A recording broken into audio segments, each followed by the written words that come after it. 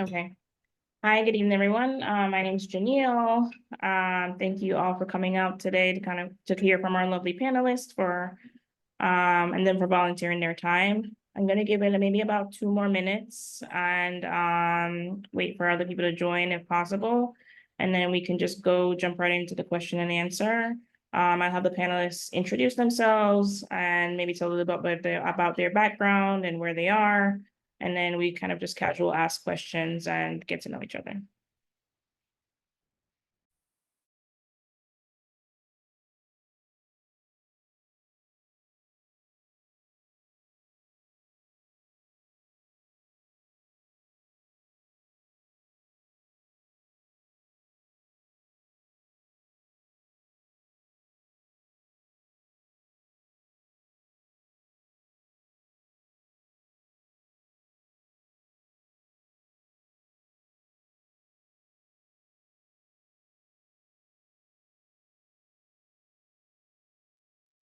Deasia, you can surely share a cookie, ma'am.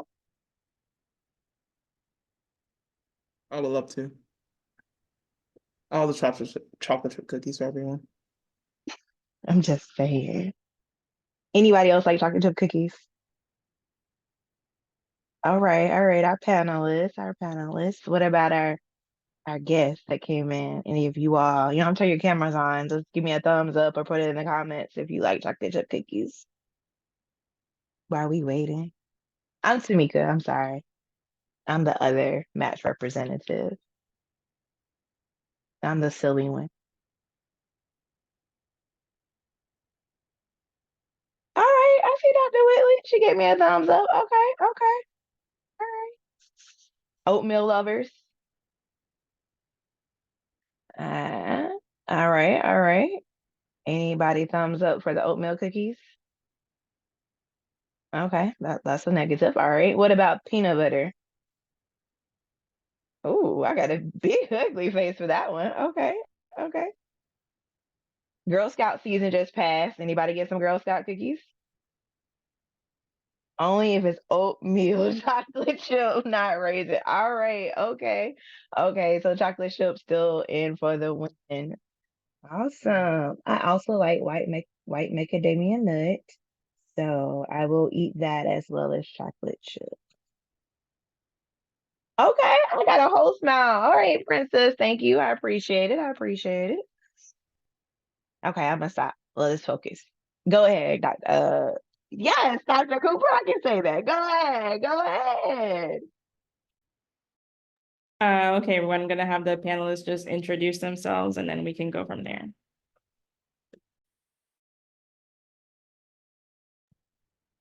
Hi everyone, I'm Deasia. I am obviously a family medicine resident at University of Maryland. Um, what was the thing? I went to Upstate University in New York for my medical school, non-traditional student. I got my master's in between in medical technology, but a concentration in micro and immuno.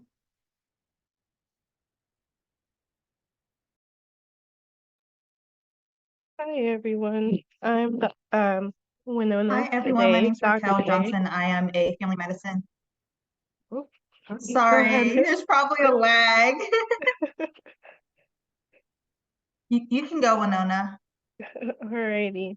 I'm sorry. I'm Winona today. I'm an intern at Waco Family Medicine. I graduated from UT Health San Antonio last year, and I also took a gap year between undergrad and med school. Yeah, my name's Raquel Johnson, family medicine intern at UNC. I know Christina. Hey, Christina. Hi. Yeah. Yeah, and came from St. Louis, so did like a big move before starting residency.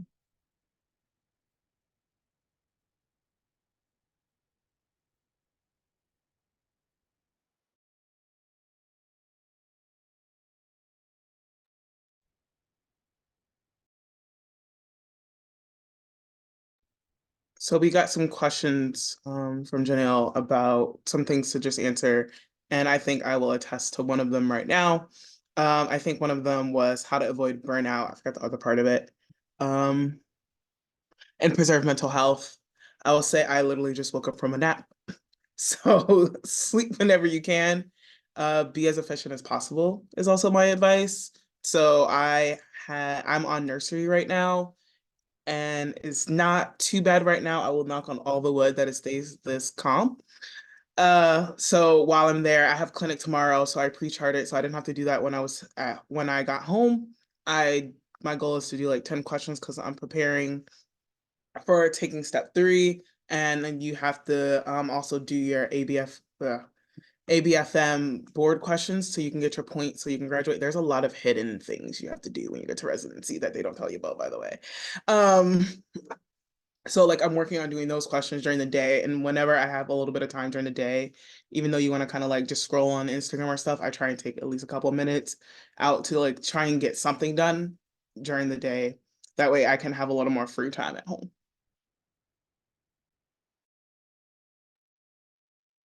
I agree.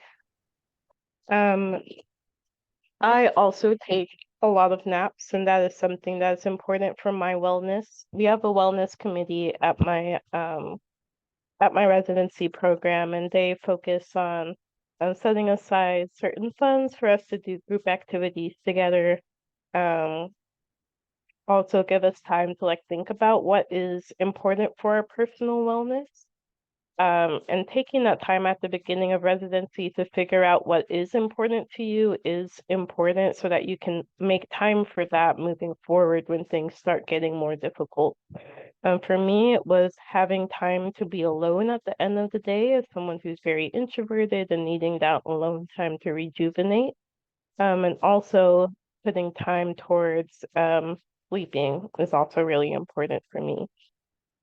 Some other things that I think have been really helpful is having my friend group here and us not being afraid to like sort of rant to each other about some of the things that we think is hard about residency, because it really helps us know that, it's not just me that's going through that. It's a universal experience that we're all going through. These thoughts of sometimes being inadequate, sometimes not knowing what is going on.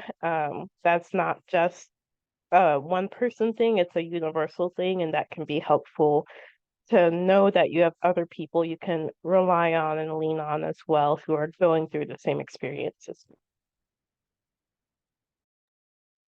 And on the other side of Winona, I love to like go out um, and, have fun when I'm not working. And what I've learned is like, even if I'm tired, like if there's something I want to do, I'll still go out and do it. And because I think you're never not going to be tired. So if you're waiting to like have fun or waiting for like, um, something that brings you joy and you're waiting until you're not tired to do it, like it's never going to happen. So sometimes you just have to say you're going to be tired anyway. So like go out to eat with your friends or go out dancing, drinking, like whatever fun thing you need to do, because you're going to be tired anyway. So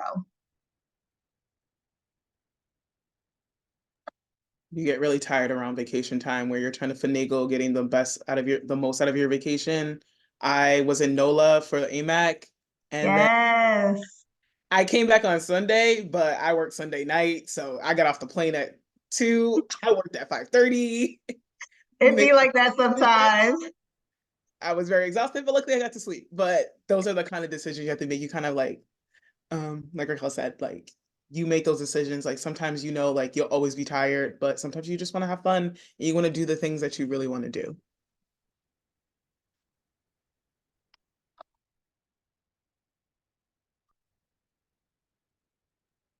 And feel free if at any of those points brought up questions, feel free to ask them. If you guys have any other questions, if not, I can go back to the questions we were given. Uh, so I think one of our other questions was, how do you prepare for ITEs? I'll open the floor to our other panelists.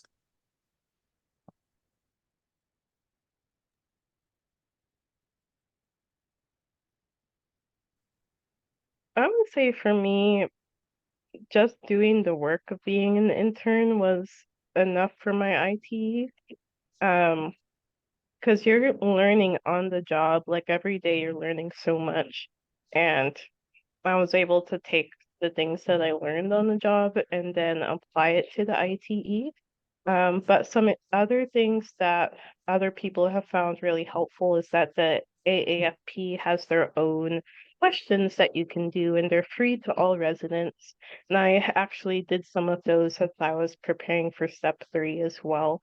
But those questions are really helpful, and you can get like CME points from them as well. But the ITE questions come from the AFP journal. So if you have access to that and are able to dedicate a couple minutes each month to read through those, that can also be really helpful for the ITE as well when you're prepping for that.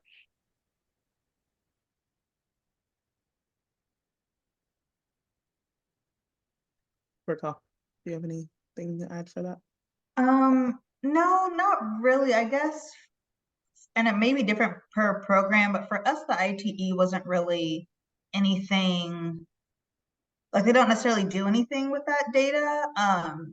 They say that it is a determinant of like how likely you are to pass the board. So not like step 3, but like when you finish residency. And so you do it every year. And so especially this first year, it wasn't something that I like studied for. Like Winona said, like you learn a lot from patients as you're going. And so it was something kind of I just did like as a marker, but I like didn't prepare for it.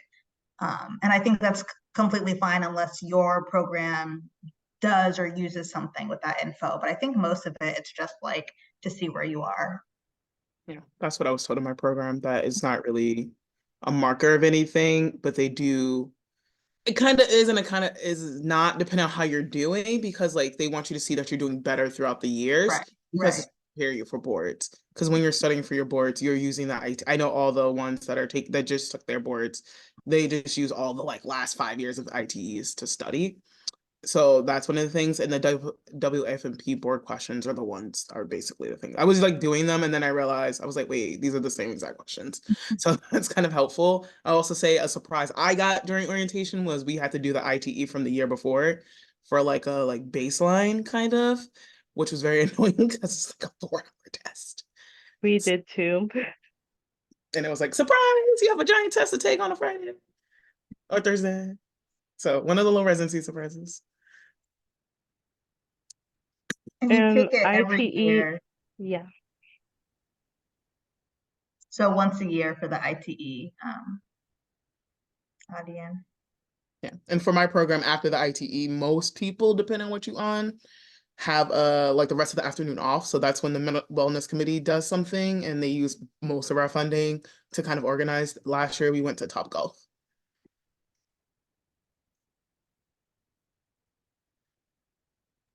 Is the wellness committee internal? Is Yes. it made of residents? Okay. Yep. It's 3 residents. There's only 3 technical residents, but I am an honorary member because I was trying to take on too much and they told me to back off. But they put me in the group chat. So I'm just there to be nosy, give my opinion. And there's a question from Whitley in the chat. What is your advice about approaching workflow and managing increasing patient loads?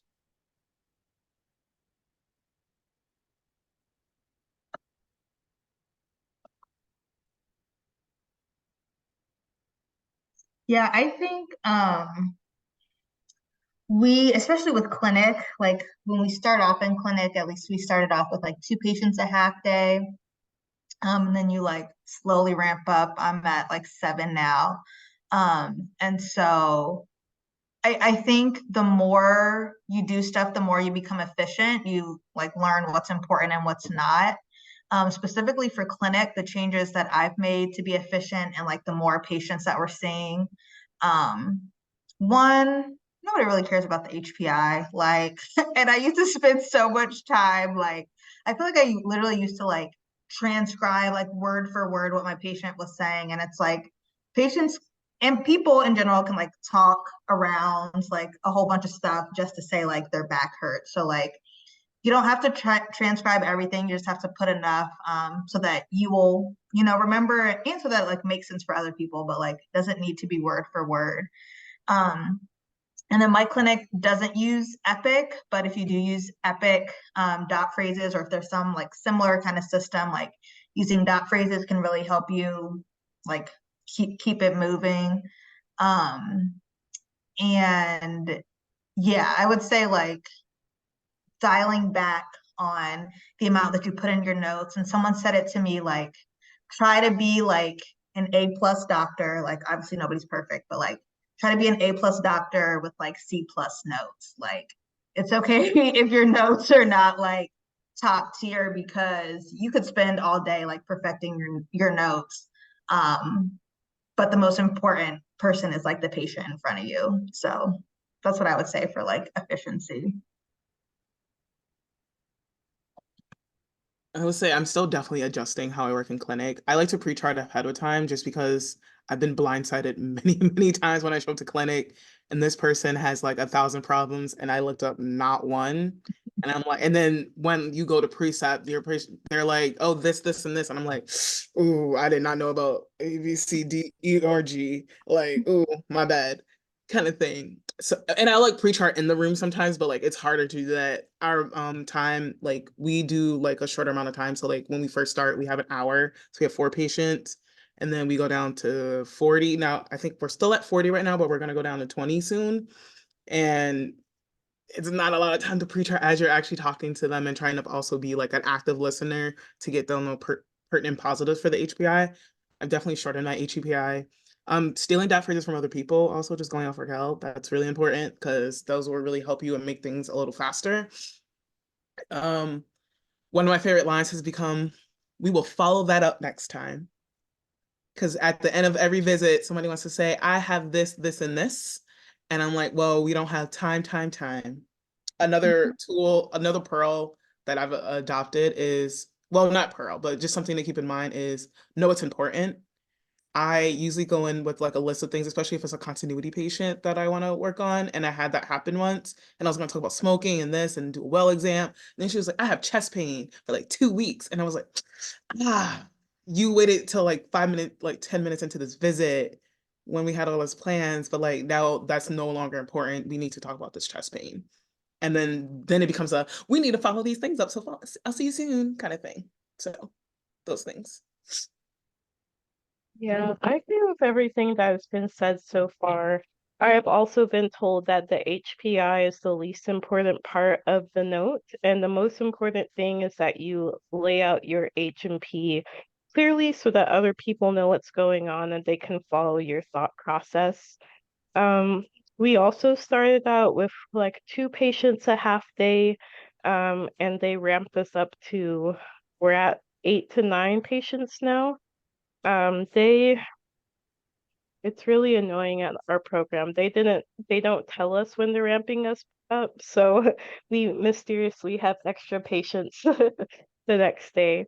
But I think like using your time efficiently, especially at the beginning, and then learning like where you can cut out of the appointment so that you are still addressing all of the issues, but using your time the most efficiency during the appointment is really helpful. A lot of the upper levels at my program make it a goal not to take any notes home. I'm still working on that.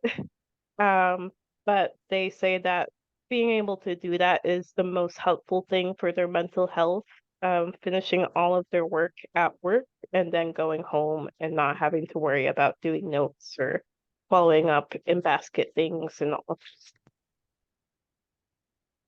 Yeah. I will say a lot of people have different styles. Like all of me and my co-interns, we all do different things. Like some people don't pre-chart. They're like, I have family and friends I want to hang out with, and I'm not taking my free time to pre-chart. And that's just what they do, and it works for them. Others use Dragon to help save time, and I think Dragon is also a great tool to use. If you don't know what Dragon is, it's like a speech to text. So like basically it just dictates writes down all the things you dictate. which is great. If you're doing any kind of ED rotation and they have Dragon, you will be using that for efficiency. I go back and forth if I like Dragon. If I'm home, I'll usually do it. If I'm in clinic, I feel more comfortable writing out my plan.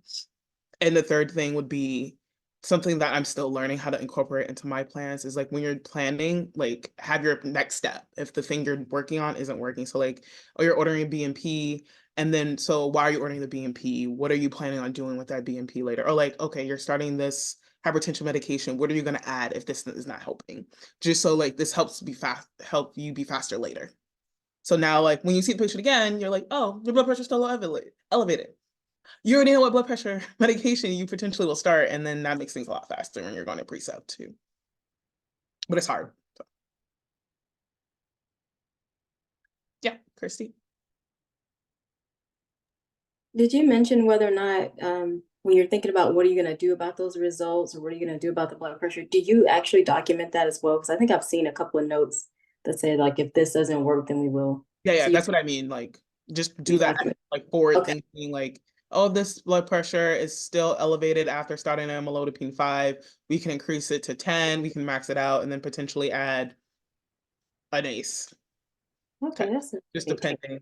And I've seen other residents do it. I like when you go through notes and like of patients that like other residents have seen, that's things I've seen them do, which is things I've adopted. Like I'll see like their little dot phrases and I'll like copy it and make it my own dot phrases, my own dot phrase, like something I thought was really helpful.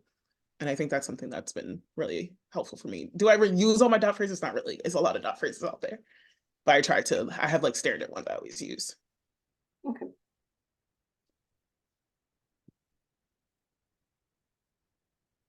There was also another question. I don't think we got to in the chat. I asked it. Oh yeah. You all All right. mentioned about CMEs. Like, is that a major thing to be concerned about? Thank you. Thank you. No. At our program, I think most programs do this to give you CME money. And that money you can use it on anything related to your education. So I used mine to like buy a pediatric stethoscope and buy some apps that were really helpful that other people recommended. Some people use their CME money to go to conferences. And then for us, we also have CME days. So a lot of people don't really use their CME days to do CME. They use it as extra vacation days, and then they'll do like an AAFP 10-question quiz as their CME, and then they're just chilling for the rest of their days. But that's something that our program does as well. That's smart. I didn't think about that. I have to start doing that. But if your schedule allows, you can also go to conferences. So like sometimes using your CME days for like things like that might hurt you later if there's a conference you really want to go to. And for questions, I usually use the WFMP, or I have eWorld now to do my like step 3 stuff. So, and then the ABFM set, like the boarding of family medicine, this is what I was referring to earlier. They do have requirements of the amount of points you need to complete before you hit third year to sit for your boards and to graduate. So I think you need 50 certification points to get to that point of like actually being able to graduate and stuff. And that's throughout all 3 years. It's something I'm still learning about because like intern you don't get that. Like I'm nowhere near graduating. They just kind of make you like during our education, our core days where we do just education as a group, they did it with us. And I was like, anyway, I don't care. But now like that we're not doing it together, like they're like, oh, do this. And I was like, okay, let's do it. But you have like a good amount of months to complete each one. Yeah, Deasia, I did not know that. So thank you. I will. And I feel like I've been getting emails from ABFN. Yeah. Yeah. You're harassing people. You're like, what is this? This is irrelevant boards. Who cares? Right. I Intern. will read those now.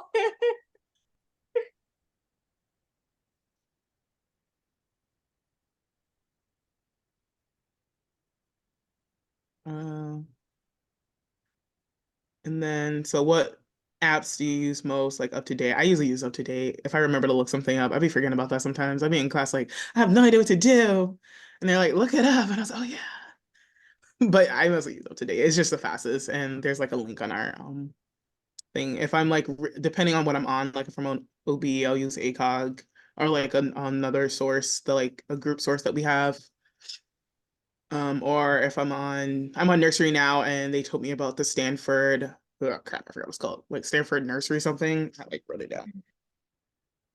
I also I use Up to Date the most. On my EM rotation, Wiki EM is something that like you literally can like type in the chief complaint that someone comes in for, and it'll say like all the workup that you should do. And then I also really like Dynamed for if like I don't know what's going on. It is very like dense. But especially I like the section basically that's differential diagnosis section because it helps you think about like what else might be going on if you're not sure. So I don't use that one as much, but I do like it. I put my most frequently used ones in the chat, but again, Up to Date is super helpful. I use MD Calc a lot for just simple calculations. I use Hippocrates a lot for medications, but you can also search medications on Up to Date as well. I have a lot of like continuity OB patients, and they ask questions about what meds they can use. So I paid for the Mommy Meds app. There's also free versions out there, but I thought it was helpful to just have something on my phone.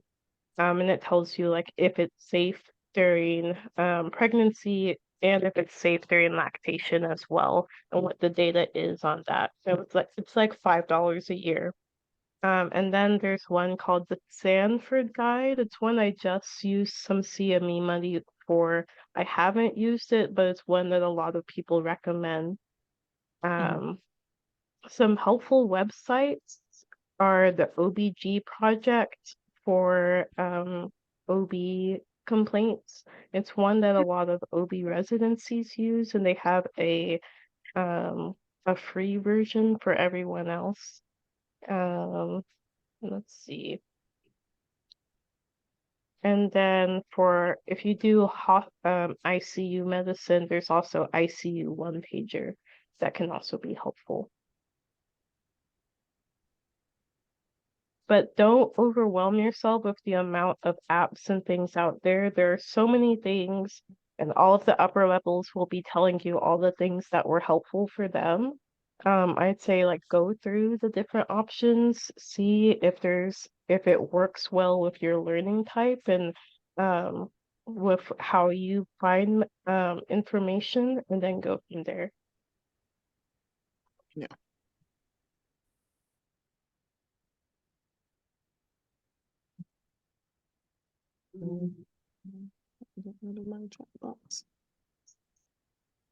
And then There was a question earlier on how often do you take ITEs? I don't know if you guys responded to that yet. yeah, every year. Yeah. And then Janelle said, what helps with adjusting to not only being a new physician, but also a hospital employee and staying on top of things you need to do outside of the doctoring? I will say being a hospital employee is annoying as heck. Because when you're doing orientation, there's so much onboarding things, and there was a lot of changes from OB. And since you work with OB, you must also do the training. I think I did like tracing training like 8 times, and like, do I still remember it? Like I can do it, but like it was just very tedious, and it was very long, and like and then you have to do it every year. So that's about to come back around. And I think that part was just very tedious. But like keeping a to-do list is always something that I find very helpful. Like I can never get anything off of it. It's always like a good 30 things long. Because I also have like future things on it. But I think a to-do list is very helpful. And just like once again, like reiterating, like know what's important to you. Like if family, spending time by yourself or being social, like if any of those things are important, making sure you schedule that time. And basically the same thing from med school, but it's a lot harder. And occasionally you get money. Occasionally. I don't know. The other thing I was gonna say to the first part of that question, which I'm gonna look again. Oh yeah, I feel like one of wildest things in being a physician, besides like introducing yourself as a doctor, like that was weird. Crazy. Also, a lot of patients don't know like you can't really just say, oh, I'm an intern. Like to the patient, you're a doctor and you're their doctor. And so on day one, they will be asking you questions that like, I'll have to talk with my supervising doctor about that. Like that is my go-to. And the other wild thing was like in clinic, I remember my first day, I was just like ordering labs. And then the labs like came back to me and then I had to do something about it. So I am like much more judicious about what I order because as we already talked about, like what are you gonna do with this lab when you get it back? So I just feel like those were wild feelings to have. And then in terms of keeping up with life stuff, like it is very hard because we work so much to like schedule dentist appointment, doctor's appointment, like car things, getting those done. Something that I've done, which I think programs in general would encourage is like if you need to take like the like conference time, usually have conference once a week to like get done some of that like life appointment stuff. I think that's something that's been helpful for me.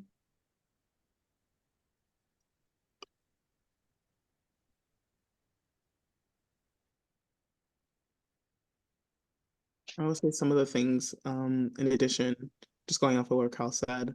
Crap, I already forgot. But I would say like for my vacation time now, I'm trying to do like an international trip, domestic trip, and then like a staycation and like staycation, which I have coming up, like partial staycation, partial go back home to New York.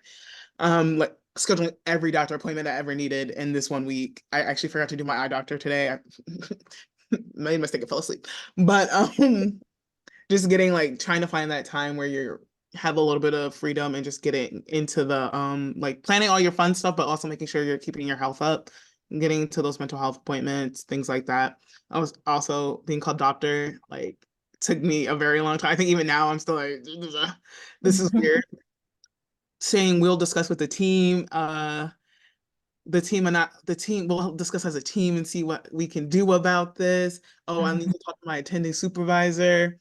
Just honestly, sometimes you're since everybody's pre-rounding and your senior's gonna see everybody anyway, a lot of time they come in before you, depending on where they are versus where you are. I'm like, so did the other doctor come in? And they look like this. What did they tell you? That that's what we're talking about. I have nothing else for you. That is the plan. Good job. Bye-bye. Let me listen to your heart lung. It's kind of the thing, and those are like little shortcut ways to kind of get through.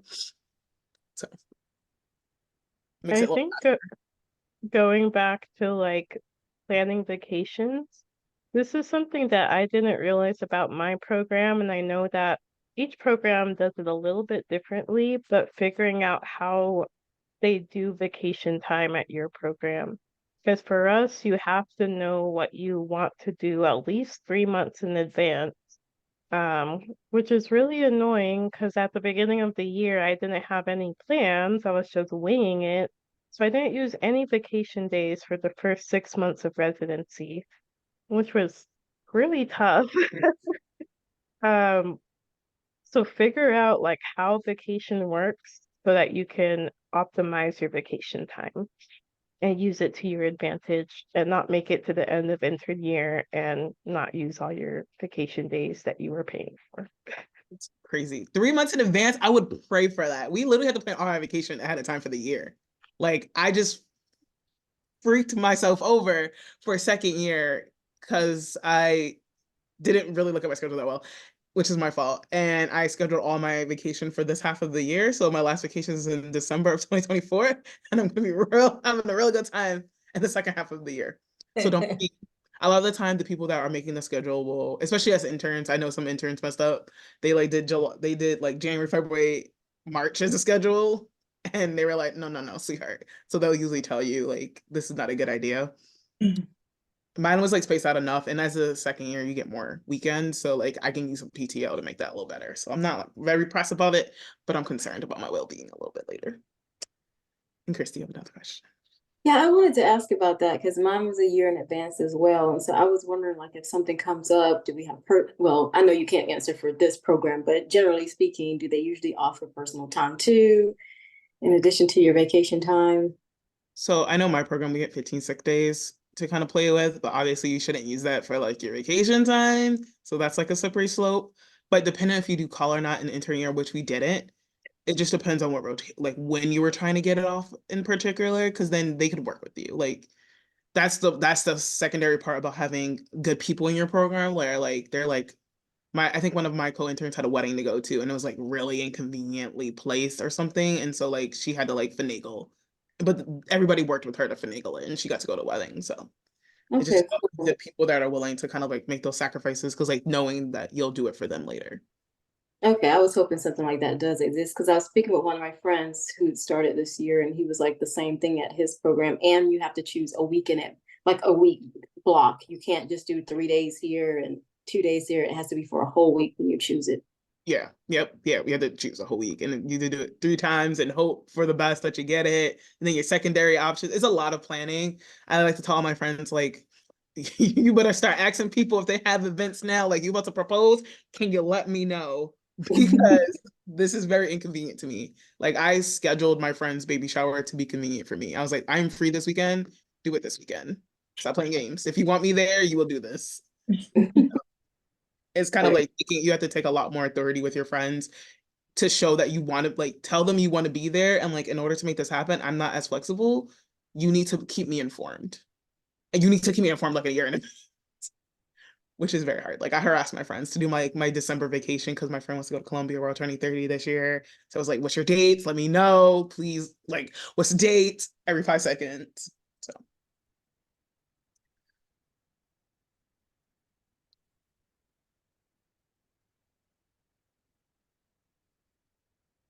it is not easier in second year either. Because second year for us, we are now on the call schedule, including backup calls. So there's a lot more things to consider. Because like now you have weekends that you can lose out on. So you may be an elective block, but like you might also be doing a 24 because we unfortunately still have 24s, and I will not discuss that any further. That's stupid. We also have 24s. It'd be sad. We tried to get rid of it, but then it didn't really work out the way we wanted it to. We have 24s and night float. Their compromise was to get rid of the some 24s and replace it with some night. Yeah, my Which program does I the guess, same. yeah. I didn't really understand how that worked because I was like, night float. The point of night float is to take out, like, not do 24s, but whatever. Cool. Oh, this part is the recorded part. Oops. But yes. It looks like there's some questions in the chat. Any life hacks or special services that you guys have used to make your outside responsibilities more manageable? Yeah, I think that's a fine balance because all the stuff that makes your life easier costs money. And like we're not paid yet, but I do pay cleaners to clean my apartment once a month. The meals that they like send to you, like there's like the home chef meals that you can cook, and then there's some that you can like just microwave. I wish I could do that more, but that's really expensive. But like that's an option too, just to do like less house stuff.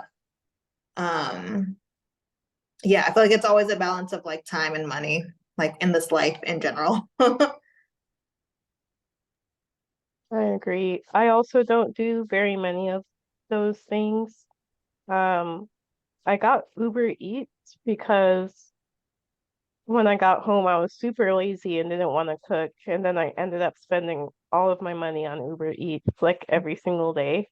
So now I'm trying to figure out how to cook more at home, which is, yeah, my bank account's very sad at the moment. Um, but yeah, some people use like household cleaners and delivery services for their groceries. But I just try to do most of that myself so I can have my money for when I want to do special trips or buy certain gifts or more expensive things for myself or for my friends and family. Same. I don't really use any special services, but I will order out at least once a week. That's like my little thing on the weekend. Like you get that one day off and I will order a meal that will last me for several days. Is usually my goal. But yeah, and I usually have like one item, like I use like Jamaican patties to like bring to lunch. And like I'll have like freezer stocked with it. And I'm like, this is an easy go-to lunch. If I don't feel like cooking, I can just drag it. When I come home, I can figure things out. But being at work, you need to eat. I will say inpatient is really hard to eat on, especially like I was really anxious. I never ate, but like I realized I'm also smarter after eating and like being nourished. So very important. Depending on your program, you may have free like food services at your hospital, and that's something that you can take advantage of as well. We have one second year who only ate at the hospital, which the food is not good enough for that. But he did it and he saved all his money. So if that's an option for you, go ahead. We have two hospitals that do that. I haven't been to the other hospital yet, but the one hospital I was like, this is not the best, but we gotta eat. And I would take things home if there were anything left over. I would get coffee every morning. Like I saved plenty of money. Hated the rotation. It was another inpatient rotation. Not a fan, obviously, but it was a great time. And speaking of inpatient, our next question is about general advice about navigating inpatient. It was also my first rotation. It was very overwhelming. I think having good seniors is what made it very, very like not I guess rewarding, but also just like a lot of it is just navigating how to put in orders, how to do this, how to do that. It's want to say it's the learning is there and it's like very below surface, but a lot of it is just learning Epic, especially if you've never used Epic before. It's just a lot of things to know how to discharge. The amount of times I forgot to give people the little discharge paper, like it's just those little things that you have to learn. I think that's what you're there for, because when you're senior, you're teaching the intern and you're doing it yourself when the intern can't. So these are things you have to learn. And obviously, like later on in the year when you are back, if you go back to it more than once, that's when you're really emphasizing things to learn for being a senior. But for me, that's what I kind of felt like, just kind of learning how things run, how the systems, how the attendings are, because every attending is different and they want something different, much still like med school, unfortunately. It's very annoying. So Yeah, I feel like my first few days on every rotation, especially, but every rotation, like the first few days, I'm not even thinking medicine. Like I'm thinking how, like, what is their workflow? How am I supposed to be doing this? How do I discharge a patient? Like the actual logistics. And I don't actually even think about the medicine until I've gotten that down. So like, don't beat yourself up if like you're like, man, I feel like I knew this. Like I knew this once in medical school. Like at first it's just such a plunge of like new information. It feels like you don't have time to think about anything else. And then I feel like one of the questions in the email was like how best to prepare. I feel like I'm a big proponent of like, you don't need to study, like you don't need to prepare because no matter what, it's gonna be like overwhelming. So I would err more on that side. Like don't feel like you need to do any more work before intern year. That being said, if you feel like you're gonna be anxious unless you do something, you could always just review common admissions, COPD exacerbation, CHF exacerbation, DKA. I did not do that stuff again because I think you should just go and just be and learn. But some people really feel like they want to review and feel like that will help them. So I think to add to that, also doing like if you have the time and you already have access to Epic and everything, adding like doing dot phrases for the plans. That was something I didn't do that beforehand, but like in between rotations, I was feeling really like I was doing a terrible job. And I like reached out to a friend. So like I started doing like dot phrase for plans just to have like a basic kind of idea of what I might do. And obviously it will probably change depending on what the patient is really there for. But like for the most part, they come in with heart failure. You do an X-ray, you do an echo, you may do a walking pulse ox if they are on oxygen. Like it's very standard. And like those are the patterns you get into. And so you just do a little dot phrase and just kind of I was edit. literally going to ask that. Is it okay to do dot phrases? Because I was kind of, I have access to an outpatient EMR and I have some done. So I would love to like kind of build them and put them on a jump drive beforehand. If I could do that. That is very efficient. I wish I was that efficient. I would like to take mine and put it somewhere else external so I can use them later and kind of still build on them. Or like steal it from other people. But I think that's a great idea. If you have the time and you have the energy, do that. Yeah. Otherwise, I'm going to take her advice and not do anything until time. Because I've heard that a lot. Just don't, just wait, enjoy your time off. Also, sometimes the programs will like give you like they'll have like, oh, what to expect on this rotation. Like that's okay to read. You're not gonna remember any of it. The amount of times I was like, I remember reading about it. I don't remember what the heck it said. So definitely like just read it, skim it, but like it's a very active learning kind of environment. You need to be there to learn it. Yeah, and I think I completely agree with everything that's been said so far. I think the last part of the picture is just realizing that it's going to be tough. And you're going to have days where you feel like you don't know anything and that you're at the bottom of the barrel. And like, how did you even get there? The imposter syndrome can be really real, especially at the beginning of the year and when you're doing a rotation for the first time. I definitely felt that a lot, and I know a lot of my friends did as well. But I think having assurance that this is something that people all over the country and all of your co-interns are also experiencing as well, and just taking the time to like realize that it's going to be hard. Let me just absorb as much as I can, let me learn as much as I can so that I can make little steps to be better each day is what's important. And my last point on that topic is to celebrate your wins. Like I feel like I was very much like that. Like I always had that imposter syndrome. I remember crying in my car after inpatient. But like if somebody gives you a compliment, take it. You need it. Hold it close to your heart. Like I like screenshotted something attending sent me just because like it was so heartwarming and I like needed that in that moment.